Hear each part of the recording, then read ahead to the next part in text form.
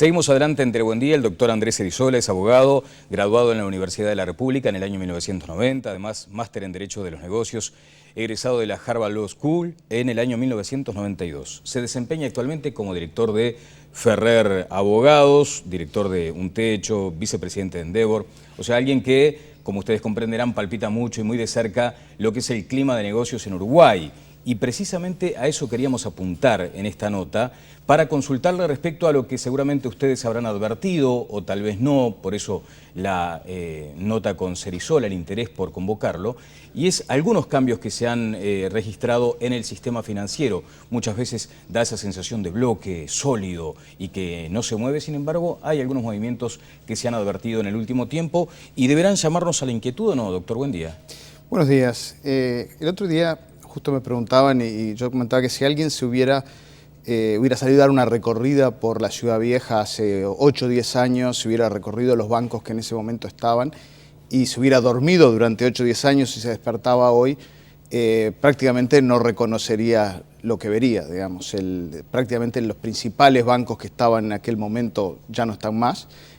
Hoy hay un grupo de bancos totalmente distinto, una banca mucho más concentrada y que está dedicada a un negocio significativamente diferente. Por lo tanto, bajo esa apariencia de estabilidad y de permanencia y de que nunca pasa nada, en realidad todos los bancos menos uno que hay en Uruguay hoy en día, de los significativos, en estos últimos años o se fusionaron o se vendieron o las dos cosas. La pregunta es, ¿esto es bueno o es malo? Una pregunta básica y después vamos a profundizar. Bueno, yo diría que esto es inevitable. Nosotros en el año 2000, en la crisis del 2002, bueno, el Banco República, el principal banco, el mayor banco que hay en Uruguay, pasó por un proceso de concordato medio inhabitual, pero tuvo que reestructurar sus depósitos. Y hoy en día, si nosotros lo miramos, pasó de ser un banco tradicionalmente deficitario con muchos problemas a un banco que genera una muy buena rentabilidad. Y el Banco República es la mitad del sistema financiero. Si después miramos los bancos privados, en aquel momento los principales 3 bancos hoy ya no existen más, que eran el Banco Comercial, el Banco de Montevideo y el Banco de Crédito, fusionado en aquel momento con el Banco Pan de Azúcar.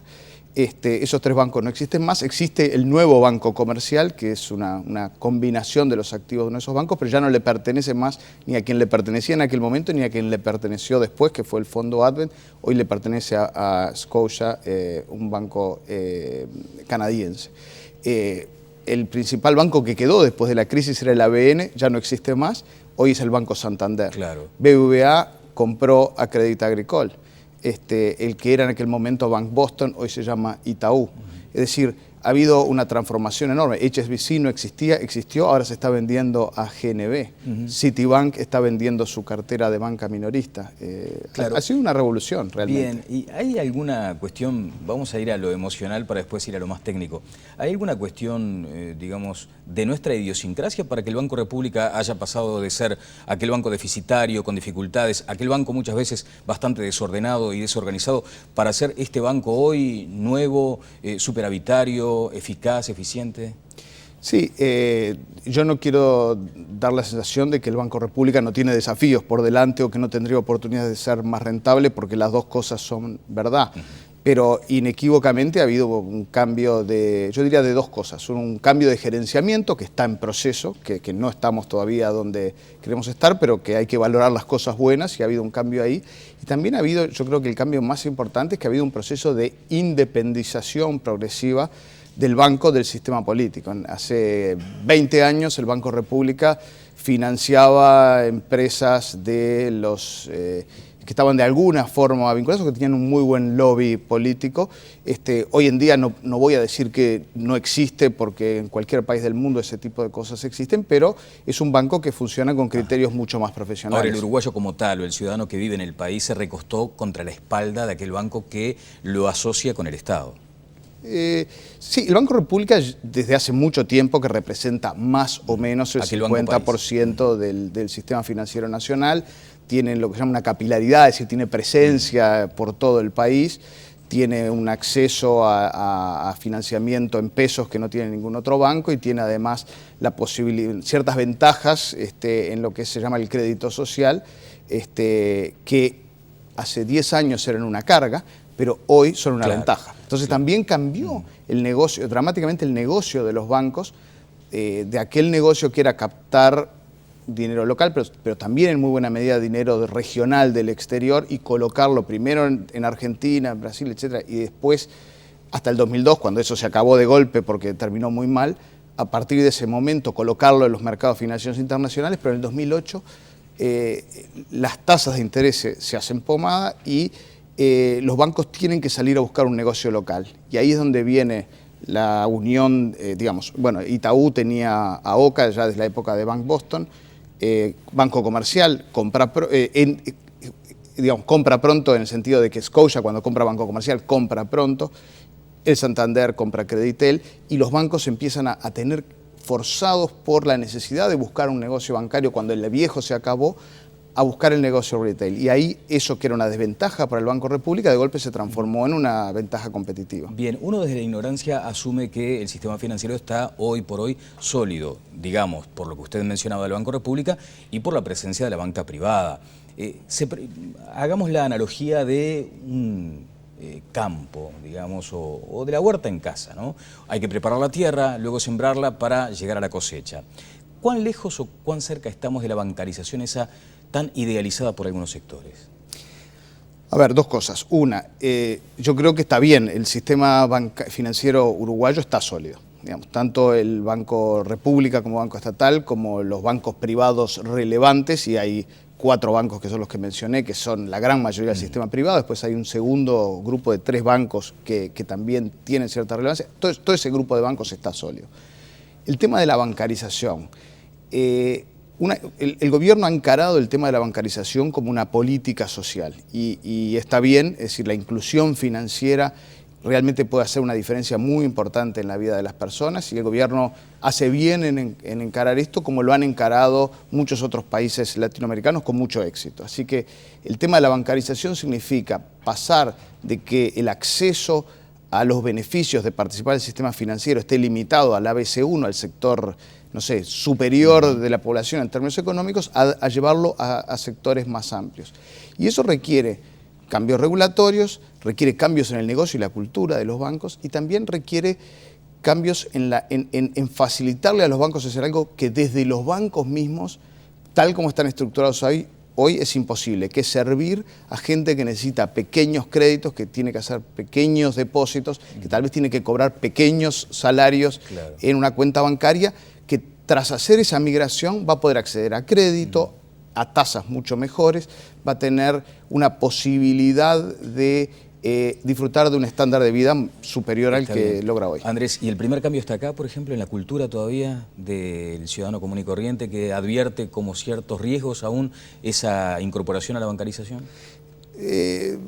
Sí, pero yo diría que el principal cambio cultural que se tiene que dar es a nivel de los bancos y de los reguladores. Hoy un banco en Uruguay no está preparado y además le sería muy difícil por distintos motivos para poder servir al pequeño ahorrista o dar pequeños créditos. Entre otras cosas, la persona de un extracto social medio bajo se siente raro entrando a un banco, no siente que pertenece, no se siente raro entrando a Pronto. ¿Y eso es responsabilidad de la propia organización entonces, de la propia institución? Bueno, es compartido. Es compartido, digamos, entre la organización, los reguladores, ciertas reglas de juego que le hemos dado a los bancos en Uruguay que son tremendamente negativas. El costo de la seguridad social para un banco es muchísimo más caro que para otras empresas, lo cual no tiene ningún sentido y es parte de esa herencia de lo que significa ser uruguayo, que es la caja bancaria.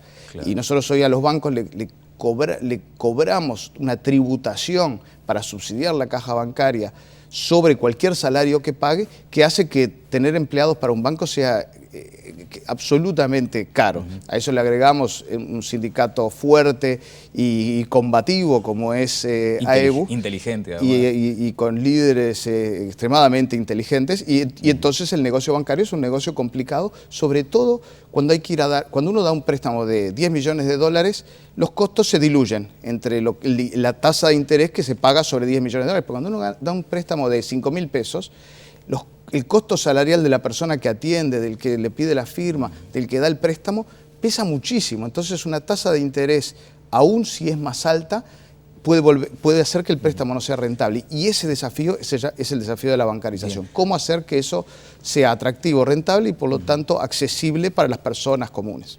Ahora, esa dificultad que usted acaba de señalar del negocio financiero, la vengo escuchando probablemente hace 2 décadas, ¿no? ¿Por qué nadie le pone el cascabel al gato? Bueno, el Ministerio de Economía le está tratando de poner, y el Banco Central le están tratando de poner el cascabel al gato. Yo creo que a grandes rasgos bien direccionados y con algunos aspectos en los cuales tal vez se podría hacer mejor. Pero recientemente, en este último mes, el Banco Central sacó la regulación sobre banca minorista, sobre corresponsales bancarios, sobre la cuenta básica. Es decir, se están dando pasos en ese sentido.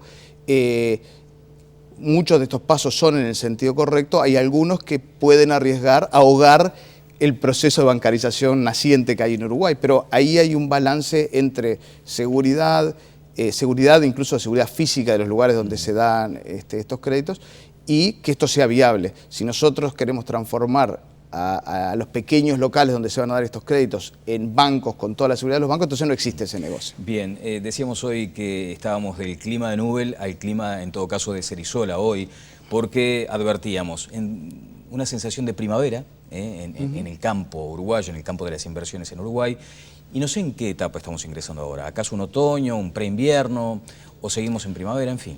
A ver, a nivel de lo que es la economía, se está sintiendo una clara desaceleración de la economía y ya las cifras, tanto las del gobierno como las de los analistas, muestran que las tasas de crecimiento totalmente extraordinarias que tuvimos no se van a mantener hacia adelante. Y yo diría que ahí hay 2 cosas. Uno, venimos de, por ejemplo, si miramos la tasa de inversión, el año pasado fue el año de mayor inversión de la historia, por lo menos desde 1940. Y eso, yo diría que la inversión todavía no se está sintiendo que se está desacelerando. La economía, las ventas minoristas, etcétera, esas sí se están desacelerando. Y si uno mira la rendición de cuentas que mandó el gobierno, ve que salvo en la tasa de crecimiento, que se mantiene el pronóstico en 4, en todos los demás indicadores, consumo, exportaciones, importaciones, etcétera, el gobierno está prediciendo que va a haber una desaceleración, que ya no se van a cumplir las expectativas. Las luces amarillas en el tablero, digamos. Por motivos locales y también internacionales. Si nosotros miramos el panorama internacional, hace 2 años los BRICS, los mercados emergentes, eran las niñas bonitas en el mundo de la inversión.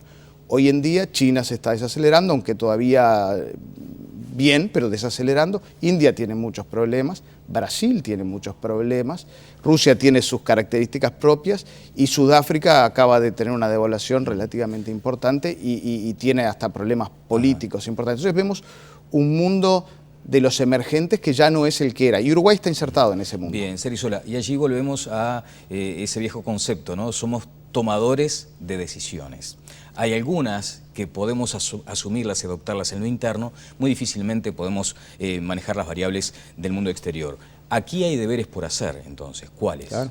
Bueno, siempre hay deberes por hacer, y en Uruguay tenemos una cantidad importante. Algo que tenemos que tener es que cuando uno prevé que el futuro no va a ser tan auspicioso como fue el pasado, tiene que empezar a tomar medidas de prudencia. Y obviamente eso está muy complicado de ocurrir en un año preelectoral, como es el que estamos encarando próximamente, pero el gobierno va a tener que balancear sus necesidades políticas con cierta dosis de prudencia para no entregarle al gobierno que venga, como es tradicional en el Uruguay, un ajuste en potencia y eventualmente hasta no a nivel de lo que fue en el 2002 de ninguna manera, pero hasta eventualmente un problema cambiario. También Uruguay, salvo en energía, donde ha hecho cosas interesantes, tiene un debe importante en materia de infraestructura.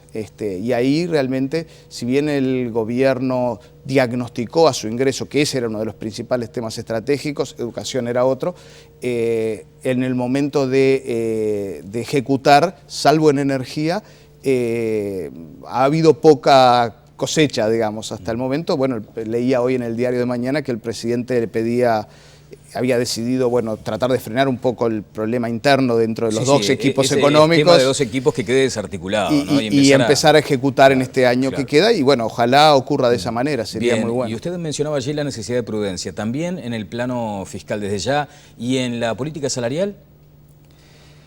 A ver, obviamente los gobiernos, lo que todo gobierno aspira a que la población tenga los mejores salarios que sea posible. Uruguay hoy está enfrentado a dilemas en los cuales tiene que elegir entre malas opciones. Tiene un problema de inflación, la inflación está muy alta, tiene un problema de tipo de cambio, el dólar está muy bajo, se podría decir, o el peso está muy fuerte, y por lo tanto los exportadores uruguayos tienen problemas de competitividad que son importantes, y el costo salarial se ha ido para arriba. Para poder solucionar esos tres problemas hay que, en un año preelectoral sobre todo, hay que ir administrando malas soluciones. La forma, si no fuera un año preelectoral, obviamente habría que reducir significativamente las expectativas de aumentos salariales que están planteadas arriba de la mesa, porque si no, es decir, se pueden no reducir, pero si no vamos a tener un problema de inflación que va a pasar de 10% y ahí malas cosas ocurren, y un problema de tipo de cambio, que para poder controlar la inflación el gobierno tiene que subir las tasas de interés y eso deprime el peso y a los exportadores realmente se les está haciendo muy difícil. Bueno, decisiones políticamente antipáticas, en todo caso habrá que adoptar en algún momento. Los políticos tienen que administrar intereses muy diferentes. Es decir, uno a veces imagina, bueno, los políticos tienen que pensar en el mejor interés del país. Y es verdad, y por suerte en Uruguay buena parte de los políticos piensa de esa manera, pero también tienen sus necesidades políticas. Es decir, parte de las prioridades de un político es ser reelecto, es tener una buena elección, es poder darle a sus equipos las posibilidades de proyección y eventualmente también de llevar adelante sus ideas en la siguiente gestión. Y eso genera decisiones difíciles, cuando lo que uno aspiraría es a que la perspectiva de largo plazo tenga un papel en ese proceso de adopción de decisiones. No es realista pensar que ningún político va a actuar exclusivamente con una visión de largo plazo, porque no pasa en ningún país del mundo. Bien, Andrés, dígame, se habla permanentemente de los fondos de inversión que veían a Uruguay como una linda pista de aterrizaje y también de despegue, digamos, para seguir con la analogía. O sea, el panorama era despejado. ¿Sigue siendo así hoy? Los fondos de inversión jugaron, la inversión extranjera en general está en un nivel récord en Uruguay, y dentro de la inversión extranjera los fondos de inversión de capital privado se llaman, un papel muy muy importante. Muchas de las principales operaciones de compra de empresas, incluso algunas de inversión nueva, han estado dirigidas por fondos de inversión. Lo que está cambiando es el mundo. Hoy Estados Unidos, ¿por qué vinieron los fondos a Uruguay? A los mercados emergentes, no venían a Uruguay, a los mercados emergentes. Venían porque había una combinación, tasas de intereses bajos, pocas oportunidades en el mundo desarrollado, Estados Unidos lento, Europa con muchos problemas, y entonces se aventuraron a un mundo que ellos no conocían, que era el mundo de los emergentes, con otros riesgos, otras reglas, etc. Hoy en día la economía de Estados Unidos está empezando a repuntar rápidamente, el cambio de flujos financieros, ahí Merrill Lynch monitorea esto día a día, es aceleradísimo como los fondos están volviendo hacia Estados Unidos. En este momento se está apreciando de vuelta el dólar y generando un nuevo panorama para los fondos de inversión.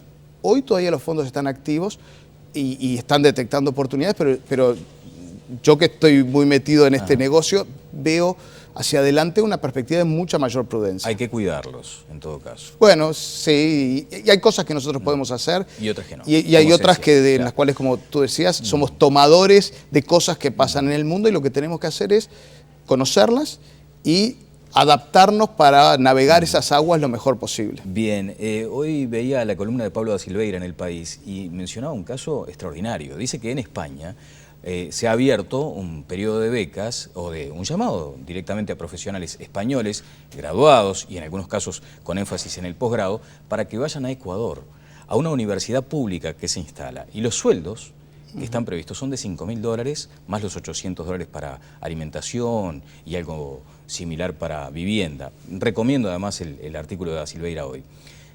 ¿Qué sensación deja esto? Que hay países que necesitan lisa y llanamente decirle a sus profesionales jóvenes, miren que el mundo está ahí y tienen que irse, radicarlos acá. ¿Cómo generan ustedes? Porque usted está en Endeavor, Uruguay, bueno, tiene esa iniciativa interesante que es un techo, que es importantísimo, y está permanentemente con gente muy joven en Ferrer. ¿Qué sensación tiene de la juventud? ¿Que se quieren ir, que se quieren quedar? Debo contarte una anécdota. Yo estoy entrevistando a abogados españoles para venir a trabajar a Uruguay, así que eso que menciona Pablo, esta semana estuve entrevistando por Skype abogados españoles que quieren venirse a Uruguay, y a uno en particular le preguntaba si era porque tenía una novia uruguaya, que es en general el contexto en el cual, o un novio, según si es abogado o abogada, que es el contexto en el cual en general uno entrevista a gente de los países desarrollados que quieren venir a Uruguay, y me decía, no, simplemente tengo amigos en Uruguay, me dicen que Uruguay está muy bien, acá la cosa está muy mal, y era gente con nivel de maestría, realmente de muy buen nivel. O sea, se crecienta la competencia interna, también hay que decirlo. Bueno, en todo el mundo, y Uruguay no es la excepción, el talento es un bien escaso. Entonces, siempre hay lugar para la gente que tiene la mejor formación y la mejor actitud y capital humano, digamos.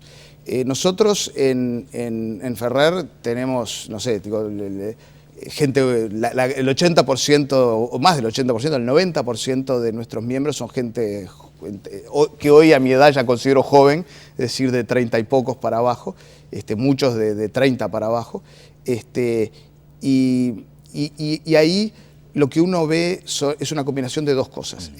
Por un lado, es verdad lo de la generación Y, gente más impaciente, con menos compromiso automático del que nosotros teníamos en otra época. También gente más creativa. Cuando uno logra enganchar las fortalezas de la juventud con algunas actitudes positivas, es decir, actitudes de mayor visión de largo plazo, ahí consigue gente que son mucho mejor de lo que éramos nosotros a esa edad. Claro. Dígame algo que quiero escuchar. ¿Algún porcentaje de esa gente nueva que está en la organización proviene de la educación pública? Sí, claro. Pero tuvo dudas, ¿no? O sea, aquí venimos al tema de la educación, mire, lamentablemente, ¿no? Nosotros en Ferrer debe ser uno de los mayores ascensores sociales que hay en Uruguay. Más de la mitad de nuestros socios vienen de la educación pública. Eso no es tan común en Uruguay. Esta semana almorcé con una chica que se está yendo a estudiar a Oxford, una abogada que trabaja en nuestro estudio, Lucía Berro, y ella me contaba que iba a caballo a la escuela en Bella Unión, una escuela rural. Nosotros en Ferrer tenemos un foco desde nuestro fundador, Daniel Ferrer, que era una persona con una visión muy progresiva, porque progresista tiene tal vez hoy una connotación política, pero progresiva.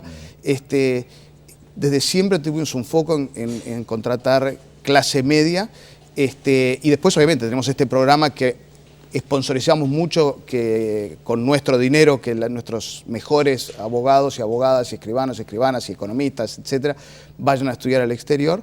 Y tenemos un porcentaje alto de gente que viene de educación pública, tanto a nivel de la firma en general como a nivel de nuestros socios. Claro, a eso quería apuntar, porque hay necesidad de tener la esperanza en la educación pública aún, ¿no? Y en recuperarnos de esto que ha sido un fracaso en las políticas que se han implementado, además por parte de todos los partidos. Los vimos a todos firmando y después fracaso resonante. La educación pública tiene muchos problemas, es decir, yo con esto no quiero decir que no tenga. Lo que pasa es que cuando uno va a las personas que vienen de familias que los incentivan mucho, otra chica esta semana también vino a Uruguay porque estaba justo viviendo en España, pero ahora se va a Harvard y yo estoy con ganas de que venga a Uruguay de vuelta, María Leonor Tobía. Ella, una familia de jueces y fiscales, etcétera, y por sus propios méritos fue a trabajar a Italia, después fue a trabajar a España, hizo una maestría en España, ahora está entrando en Harvard, una persona que también viene de esa educación. Ahora, no, lo que decía es, si la educación pública tiene muchos problemas, ahora el tema es cuando viene alguien de una familia que promueve a los chicos, la persona tiene los valores, las actitudes correctas, ese 1% de arriba son sobrevivientes, por lo tanto son tipos extraordinarios. Lo que pasa es que nosotros no podemos pensar la educación pública para el 1% de personas que sobrevive en cualquier entorno negativo. Tenemos que pensar en el otro 99% y por lo tanto hay muchos deberes. Muy interesante. Bueno, finalmente nos queda seguramente para otra charla más adelante el emprendedurismo. o emprendedorismo, no sé cuál es el término más correcto. Lo cierto es que allí también hay una mirada que ya trasciende la frontera del país, o sea, ya se está pensando mucho más en el exterior que acá también. Hay una nueva generación de emprendedores uruguayos que tiene una visión global como no existía hace 10, 15 años. En Endeavor nosotros trabajamos con lo que llamamos emprendedores de alto impacto, que son aquellos emprendedores que les vemos el potencial de escalar muy rápido y muy grande en la medida en que les demos determinados apoyos y que por lo tanto puedan ser modelos para otros emprendedores. Pero hay una cantidad de emprendedores en emprendimientos tal vez originalmente de menor tamaño, pero que son muy importantes. Hay muchas otras organizaciones, además de la nuestra, que están trabajando en esto, y DECEM a nivel de la educación, que no es nuestro foco, en eso lo está haciendo. También hay mucho para hacer en esa materia. Acá hay varios comentarios que saludan la entrevista, que la celebran, porque también nos da ánimo para seguir confiando en que en algún momento se tomen las iniciativas que corresponden, sobre todo en el área de la educación. Y también saber que hay emprendedores, ¿no? Porque antes, hace una década... No existía la palabra. Exacto, fíjese. Y hoy tenemos ahí un potencial enorme. Andrés, muchas gracias, muy amable. No, gracias a ti. ¿En qué está el techo? ¿Bien? Techo, bueno, estamos trabajando mucho, tenemos también mucho para hacer allí, pero es una obra maravillosa y la gente conoce una parte de Techo, que es la construcción de las casas.